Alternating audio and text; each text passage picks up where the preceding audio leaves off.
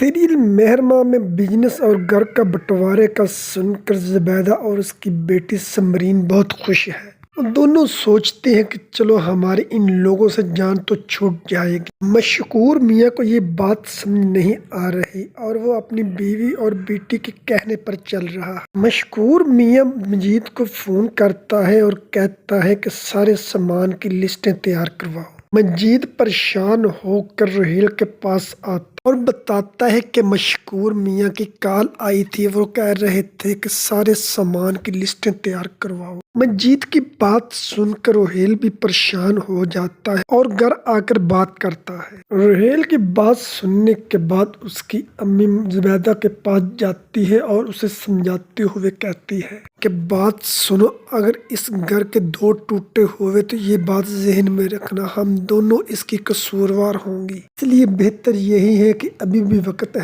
ہم دونوں مل کر اس گھر کو ٹوٹنے سے بچا لیں۔ لیکن یہ بات سمرین کی امی زبیدہ کی سمجھ میں نہیں آتی، کیونکہ اس پر تو صرف ایک ہی دن سوار ہے اور وہ ہے علیحدہ ہونے کی۔ زبیدہ مسلسل مشکور میاں کو اس کے بھائی کے خلاف کر رہی ہے۔ تنگ آ کر مشکور میاں اپنی بیوی زبیدہ سے کہتا ہے کہ بس بھی کرو، مجھے اتنا رہنے دو کہ میرے مرنے پر میرا بھائی آ کر میری میت کو کاندھا دے دے۔